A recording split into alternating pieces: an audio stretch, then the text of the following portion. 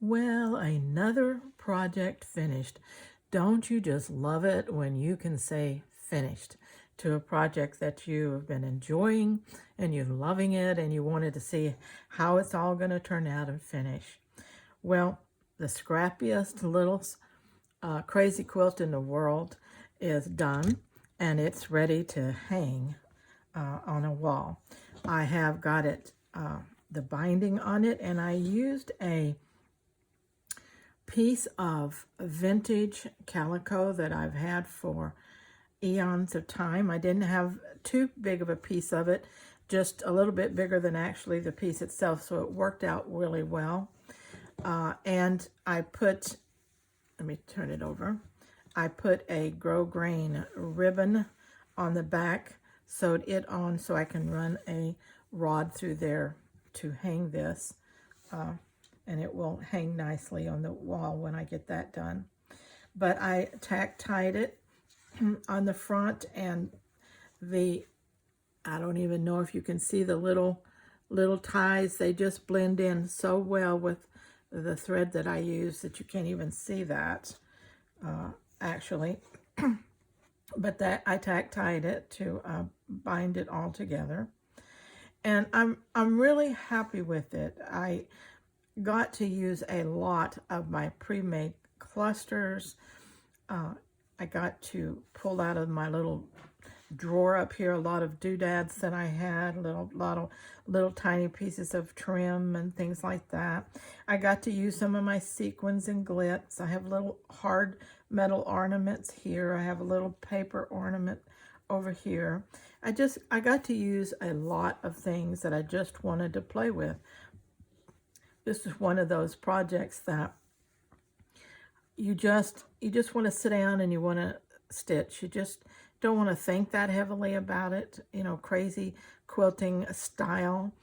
And also, as I have said before, I like the style of crazy quilting where it has so many elements on it that it reads like a whole cloth rather than big distinct blocks.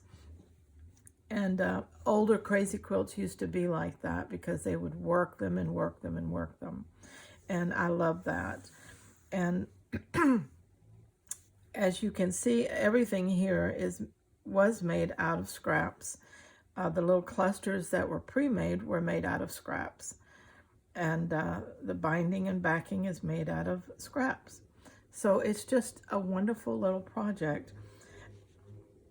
I hope that you like it and that you might try something similar. Being that it's small, it's a very doable project, one that won't hang you up for the next year or two, but it will allow you projects that you can just really put your soul stitching into, and it'll soothe your mind and heart as you create something beautiful. Now, we're going to, let's see, what am I going to be doing next? I'm going to be doing a little project, and I will be talking about that in the next video, but just to preview in a little bit. Lots of commenters have been commenting about some of the problems they're having in life, and I know I've been going through it lately with this back problem and this pain factor. And I just want to do a video about a little slow stitch project that is for self-care, just healing, just because I need it, because I need to work on me, because I need peace, joy in my heart. I need this, or I need that. And so it's going to be just a little self-care slow stitching project that we're going to put together. And so if you want to join that, that would be great.